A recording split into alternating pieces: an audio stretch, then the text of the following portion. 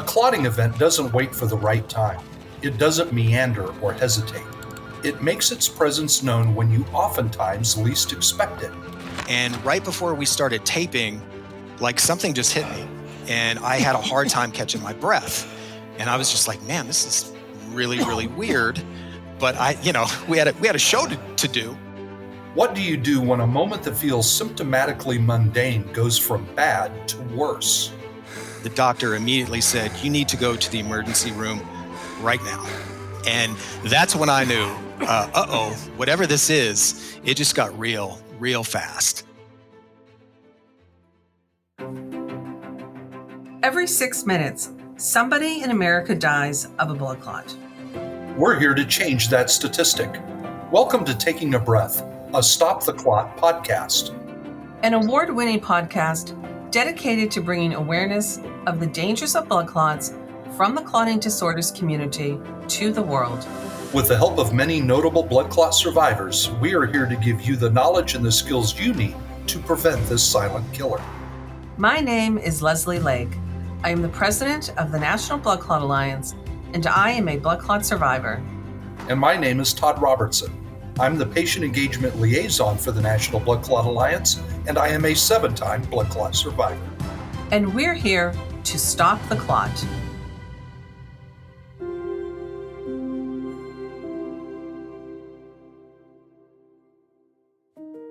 As we've discussed many times on this podcast, symptoms of a clotting event are often generic, from an ache to a soreness to a pesky cough that you just can't shake. For many, the lead up to these crucial moments feels unceremonious and uneventful. In the event of our guest today, it was so commonplace that going to work didn't feel out of the question. How do you distinguish the severity of a situation that can feel so ordinary from the dangers of this very real threat? Please join me in welcoming our guest today to discuss his journey as a blood clot survivor. This is Dave Hall. My name is Dave Hall. I'm a morning news anchor in Las Vegas, Nevada. So my story actually starts on December 30th of 2023. My family, we were up in Bryan Head, Utah, vacationing for the New Year's, went snowboarding, we were playing flag football with the kids, doing all kinds of stuff. And we're like, hey, there's a pickleball court over there. I had never played pickleball before. We hopped on the court, started playing, and ironically enough, I was playing against my wife, and I stepped back, felt like somebody punched me or kicked me right in the back of my calf. Next thing I know, I'm on the ground in pain, and sure enough, torn Achilles tendon from playing pickleball for the first time in my life. Because we were on vacation, I couldn't get it looked at for about 3 more days, and it was during the holidays, but I knew, I felt the pop, and we have some friends who work in that world, and they had some tests we could run to see if my Achilles was attached, and I was failing all the tests. So I pretty much knew that I had torn my Achilles and then got it confirmed once I saw a doctor. So the first step was I opted not to have surgery, because the doctor basically said, unless you're like a professional athlete or something, somebody my age, my activity level, it heals on its own, and it heals almost as strong as if you would have surgery, and the re-rupture rate is very low. So he's like, you avoid any complications of having surgery. So I was like, well, that sounds good. So they threw a cast on it, and I was in the cast. I had my little roller.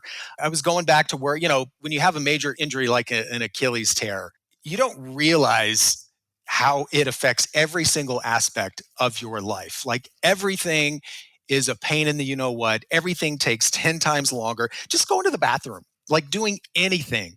So about a month of that and kind of readjusting to my new life. I was going back to work, and everything was going fine. The Achilles was going fine. And then one day I host a betting show, a football betting show at the TV station.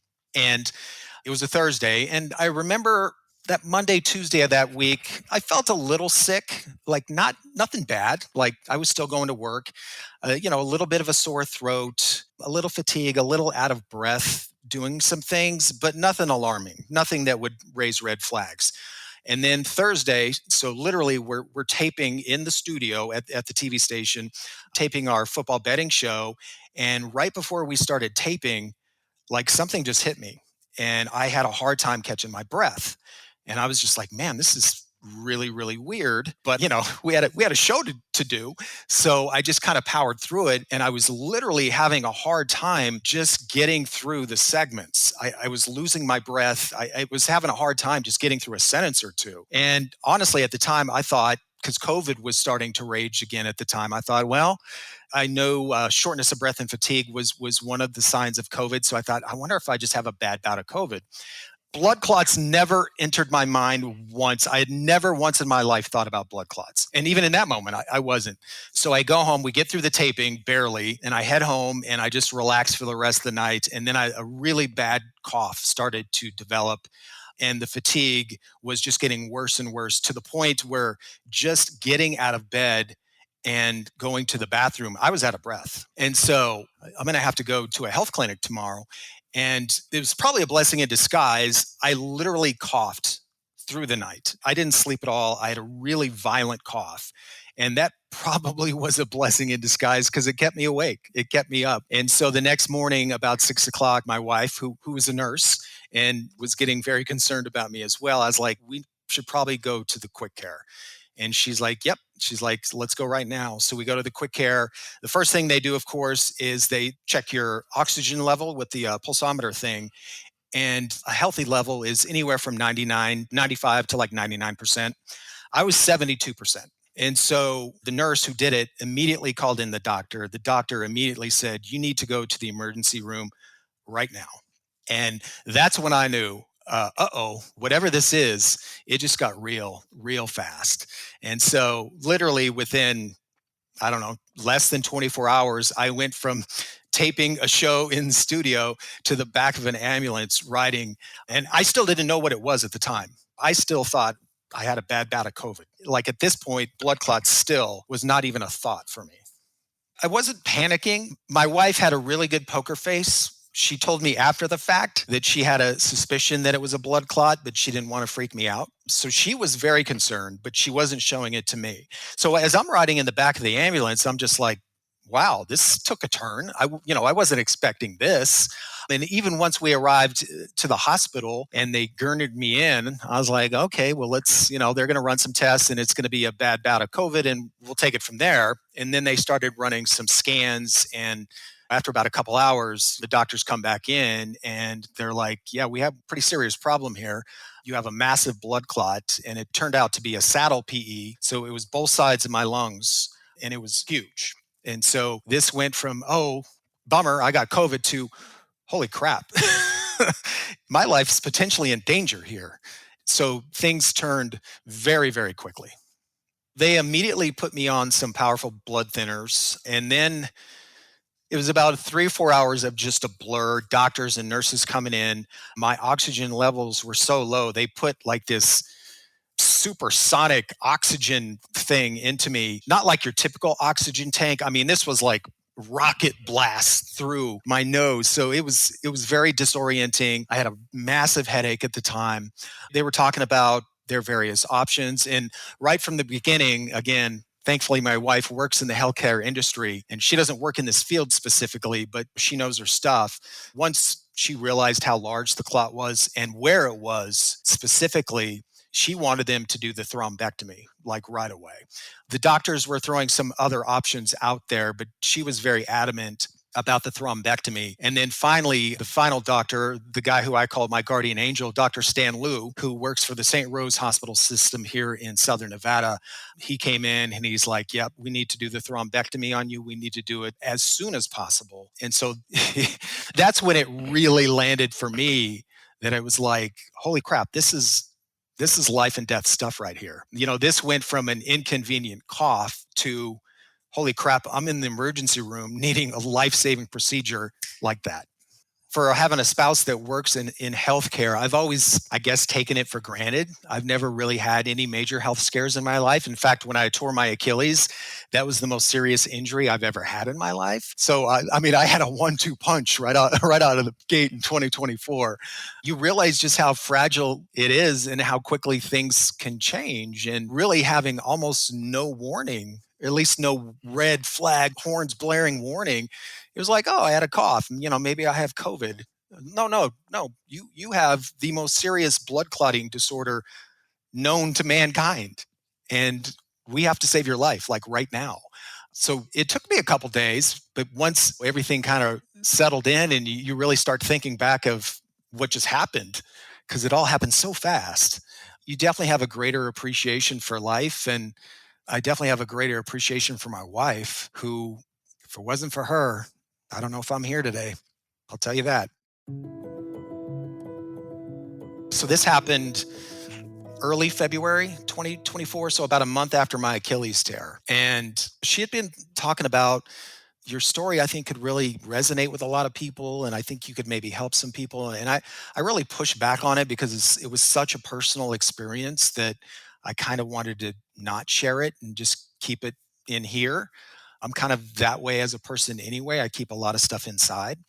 But as wise as she is, she finally convinced me to do it. And it got exactly the reaction she said it would. I've been doing TV news for about 30 years now, and I got more response from this story than I think every other story I've ever done combined. It just really connected with the people of Las Vegas. And I got dozens and dozens and dozens of emails and phone calls and letters, people still writing letters these days, of people who have gone through something similar. I was telling you beforehand, the day after the story aired, I was at the gym working out, and this really big muscular guy comes up to me. He's like, "Hey, are you the news guy?" And I'm like, yeah, hey. And you never know what's coming after that. And he's like, "I saw your story yesterday morning." He's like, I've been having this pain in my leg, kind of like what you were talking about. And it made me make an appointment with my doctor to get it looked at. And I've had dozens of people with similar stories to that. So while I was initially hesitant to do the story, I'm really glad I did. And I was one of those people. I had never thought about blood clots once in my life until they said, "You have a massive pulmonary embolism and you need life-saving surgery." And it's like, wait, what?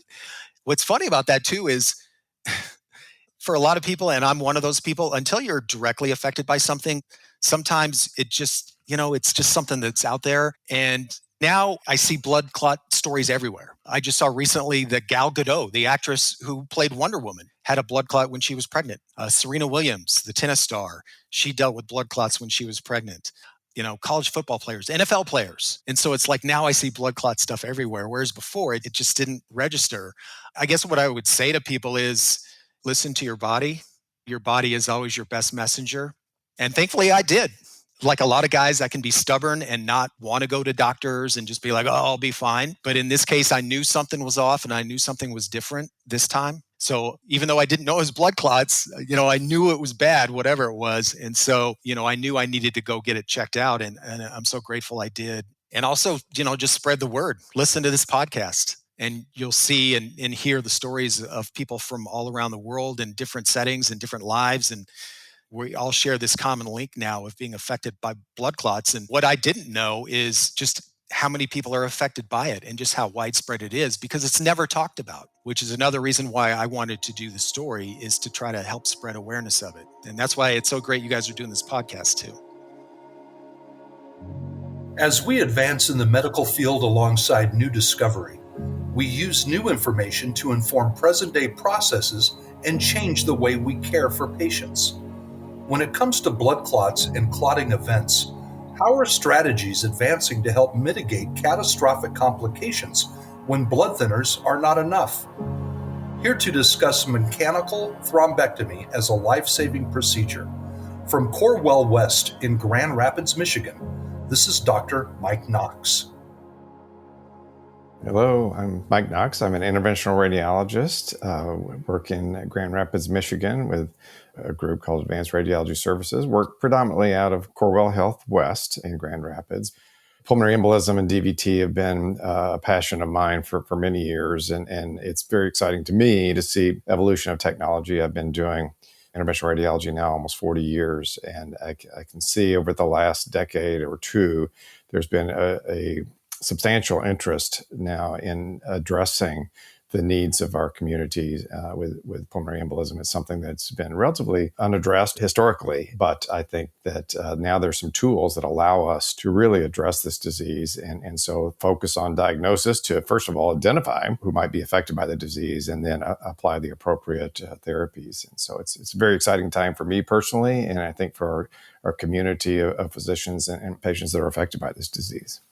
Thrombectomy refers to physical removal of clot from the body, wherever it might be. And so there are various ways to address pulmonary embolism specifically, is what we're talking about, whether to allow blood thinner, which doesn't dissolve clot, but simply prevents clot from forming, to prevent additional clot from forming, and then allow the body's own mechanisms to break down clot, which we have the ability to do. So that's been kind of the historical way that PE has been treated is just with blood thinner and allowing patients to recover on their own or not, as the case may be. There are drugs that can actually dissolve clot, but come with some inherent risks. But mechanical thrombectomy is an exciting new advance in the last several years that actually allows physical removal of the clot from the blood vessels where it's obstructing. And so it's a process that involves putting a catheter into the venous system and negotiating to wherever the clot is, and then applying suction typically to aspirate the clot out. One of the exciting things about this procedure is it can be done very safely and with minimal sedation or even no sedation when appropriate. So patients can be awake, alert, and we can assess them clinically as to how they're responding. It's not typically a painful procedure except for just the local anesthetic that is applied in the groin where we put the catheter in from. So it can be very well tolerated with minimal or no sedation. It takes about an hour or so to do. And one of the very gratifying parts of mechanical thrombectomy from a procedural standpoint is the fact that we're actually able to see the clot that we get out. So instead of just dissolving and hope that it goes away and improves things, we actually can physically see the clot as it comes out of the body, and we run through a filter and remove the clot. We can then assess kind of how patients have responded, not only clinically by monitoring their vital signs and how they're breathing and oxygen saturation, but also as we inject some contrast to map out the pulmonary circulation, we can see in real time how that's improved after removing the clot. So very gratifying from a procedural standpoint, but also from a patient standpoint, they can experience immediate relief and improvement.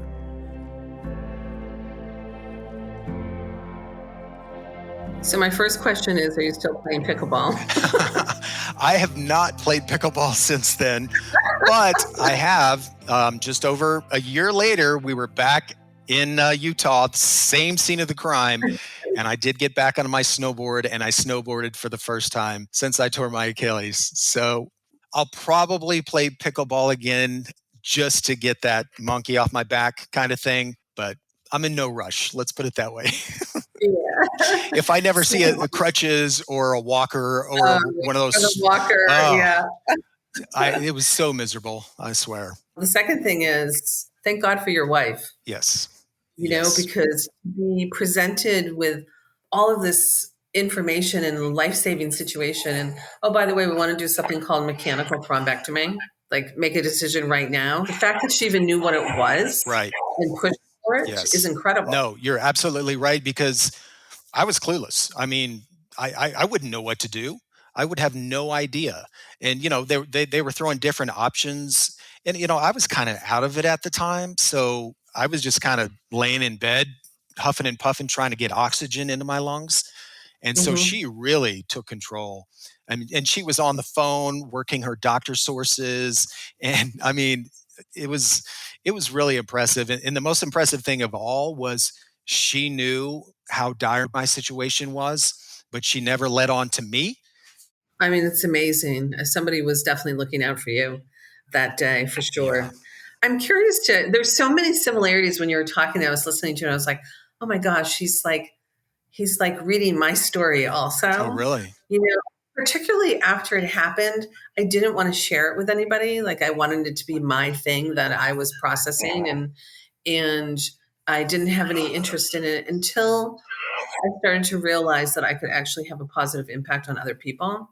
Because it's really weird that it happens so often with such frequency. I mean, the statistics are every 6 minutes somebody dies from it in the United States. Every minute somebody's diagnosed with it. But people just don't know about it. This is a great opportunity to actually raise awareness for something that everybody should know about, because it's so preventable. And especially with men, I mean, we're hard-headed, we're knuckleheads. We all know this. I fall under that category. And so we're just like, we'll be fine. We'll be fine. And in a lot of cases you will be, but not if you have a blood clot. I was surprised of all the people who reached out to me. The number of men who reached out to me was probably more than the number of women. And I was really kind of surprised by that and also heartened by that because I guess, sometimes guys need to hear it from another guy, maybe. I don't know. Maybe that's the mentality. Military veterans, the big muscle guy at the gym, just, people you wouldn't normally expect to hear from were reaching out. And that was really rewarding that it landed with them as well. Well, it is important to have your voice and to have a male voice as well, because you're right. Men tend not to share the way that women do. I watched you share your story. There's a recording of it, and I watched you share your story, and I cried at the end of it because it was so emotional. Yeah. Yeah, that was hard because, I pride myself on being a strong man, of course. And so I didn't want to do that, but I couldn't help it. I was overcome.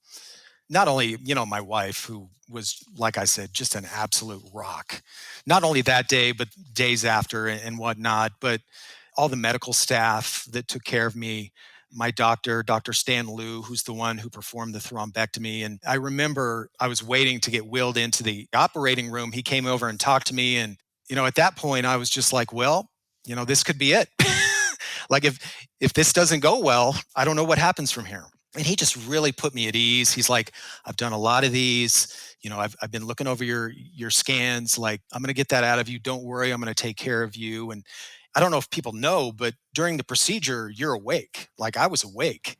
So that's one of the things that I wanted to talk to you about is because mechanical thrombectomy is relatively new and it's a new treatment option for patients. Thank God it didn't exist for venous blood clots that many years ago. What was that whole process like? Because you are awake for the procedure. Well, I mean, they insert the catheter or whatever through the groin, and then start snaking it up through your chest, and you can feel that. By the way, did you have that procedure as well? No, I didn't. I had straight anticoagulation. Okay, and so you can literally feel it snaking through your chest. So that's very weird, and I remember the doctor saying, I think the procedure was maybe hour and 15 minutes. He's like, and you should feel instant relief when I start sucking out. I mean, it's called the Flowtriever is what the machine is called. And so it's like a little vacuum cleaner that goes in there, attaches itself to the clots and then sucks them out. That's how the machine works. And so we're probably, I don't know, like I said, I'm kind of in a haze, but what felt like a long time. And I was not getting any relief. I was still having a hard time breathing. And I was thinking to myself, it's not working. He can't get him out. At that moment, I was starting to get kind of concerned. And then he was checking in on me from time to time. And then he said, David, are you doing okay? And I'm like, yeah. He's like, okay, I'm going to go in now and start sucking him out. I'm like, oh, thank God. He hadn't gotten to that part yet. And I'm not kidding, Leslie. When he said you feel instant relief, like you could literally feel the clots being sucked out of your chest. I always say it's almost like an elephant was sitting on your chest and the elephant stands up. It's just like this rush of oxygen into your body. And it was just like, you take this deep breath of oxygen and it was just such a relief. I was like, oh, thank God it worked. I mean, it's really amazing how far technology has come. And now we need to make sure there's enough interventional radiologists who can perform this procedure so that other people can get access to it because it's not everywhere. No, it's not. And that was another reason why I wanted to do the story is because that is pretty new technology. I wanted to help share that side of it as well and let people know who are in dire straits that there are other options. Oddly enough, a guy I work with at the TV station a few months after me also came down with blood clots. And fortunately and unfortunately, his case wasn't as severe as mine. So he didn't get the thrombectomy. They just put him on the blood thinners. And so it took him about a good 3 to 4 months to even somewhat recover. He's still not 100% as to what he was before. Whereas in my case, I went from, oh crap, super dire situation. Dr. Liu works his magic. And then I was okay. Like, I've been fine ever since. I've had no other problems. I've had, follow-up scans that have come back clean. So I could not recommend that thrombectomy enough if you're qualified to get it. Unfortunately, if you're in that sort of situation, if you're in the hands of a good doctor like I was, relief can come quickly for you. Yeah, no, it's amazing because your oxygen level was really low. Yes. Yeah. Yeah, it was when we first got the reading, the nurse just kind of looked and she's like, let me test your other hand. Did it again? Yeah. So she tested my other hand and it came back the same. And then that's when she went and got the doctor who then retested it. And they're like, yeah, you need to go to the emergency room immediately. Yeah. Now, when you said 72%, I was like, oh my gosh, because we all tend to, male or female, put things off and not listen to our body enough. And you were like, if something seems off, get it checked out. We really want people to do that and to be able to advocate for themselves to say, hey, could it be a blood clot? Can I get checked for it? And then it gets worse and worse and worse. And the outcome is then, substantially worse or they die from it. So it's great encouragement for people. Yeah. Well, you saw my story that ran my blood doctor, Dr. Kingsley here in town, who's awesome. One of the things he said, one of the early symptoms of blood clots is instant death. Like, you get no warning at all. For a third of the people. Yeah, you're just here and then you're gone, just like that. So, and also for people who suffer, significant injuries like I did, the torn Achilles, I didn't think of, I could develop blood clots from this. So anybody who suffers significant injuries, we had a weird year at our TV station. We had a lot of guys getting injured. Another guy broke his foot and I saw him and I was like, hey, did you hear? And this was before my story ran. I was like, hey, did you hear what happened to me? He's like, no, what? And I told him, because, again, another guy had no idea, had broken his foot, wasn't really doing some of the things he should have been doing. So I told him my story and he instantly was like, okay. He's like, good to know. I'm glad he didn't know. There's a senator in Delaware. Her name is Lisa Blunt Rochester. And her husband, Charles, actually died. He had torn his Achilles playing basketball. He ended up getting a pulmonary embolism and he passed away from it. I think he was 50 or early 50s. And she has actually introduced legislation to try to make Congress aware of this because there's absolutely zero dedicated federal funding for blood clot education and awareness. It's one of the things that the National Blood Clot Alliance is working on really hard to make people aware of this because the majority of this is preventable. Somebody shouldn't be dying every 6 minutes from this in this country. Like, we're better than that, but we need funding so that we can actually raise awareness and help people. So, Charles didn't make it. You did, thankfully, but this is no joke. No, I don't know if you heard, I was talking before that the actress that played Wonder Woman just came out in the news that she had a blood clot in her brain. Serena Williams, the tennis star, had a blood clot. I actually listened to your guys' most previous podcast about the college football player, like just absolutely gutting. And, now I'm hyper aware of blood clots, whereas before, unless it was a big star like someone like that, it wouldn't even have got my attention. So yeah, the fact that there's really almost no awareness of this and just how prevalent it is and how potentially fatal it is. I even asked my blood doctor, Dr. Kingsley, why that is. And he's like, I don't know. Like, he's frustrated by it too. So that's why it's so great you guys are doing what you're doing to try to help spread the word. And you for helping us do that. I mean, March is Blood Clot Awareness Month. We're really trying to raise awareness as much as possible. So would love to have you join us in that initiative as well to get the word out. Sure. And you have a platform, and I applaud you for using your platform and sharing your story because not everybody would. Dave, honestly, this will save lives. Yeah. Well, and it's sad that that's the case, that we're at this point, but you got to start somewhere. Exactly. And people like you and others who have been affected by this and want to do something about it, it's inspiring. And the fact that it does affect so many people, I would think this is a cause that a lot of people would jump on board with. I hope you're right. I hope you're right. But we're gonna give it the old college try and really blaze some trails here because, like I said, nobody should be dying from this. Yeah, absolutely. Absolutely. And one of the things that bothers my wife is when I tore my Achilles, there was no talk of blood clots from my doctors on that end of things. And I don't know if it's connected or not, but I remember one time I was just doing a checkup, probably 2 to 3 weeks after I tore my Achilles.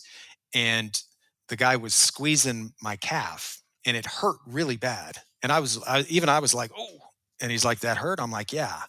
Now I know, oh crap, that's probably a blood clot. Yes. At the time, I didn't. And it didn't raise a red flag with them.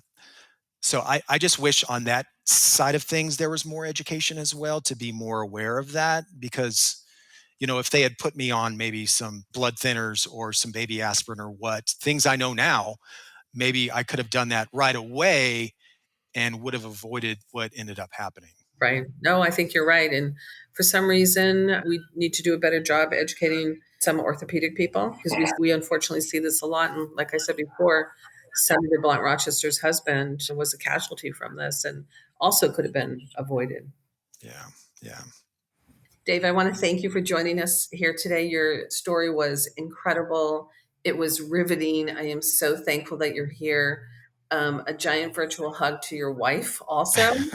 I'm looking forward to meeting her. She played an incredible role in all of this. And I honestly, like at some point in time, the two of you telling the story together, I think would be doubly impactful.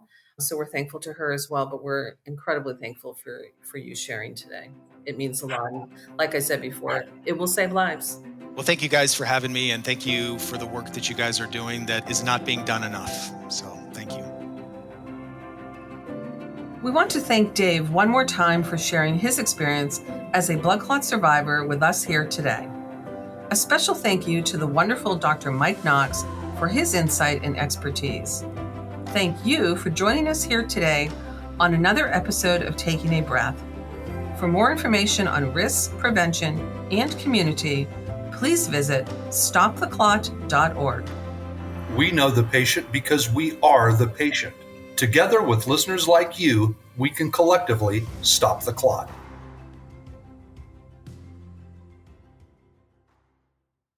Another Everything Podcast production. Visit everythingpodcast.com, a division of Pattison Media. Subscribe wherever you get your podcast.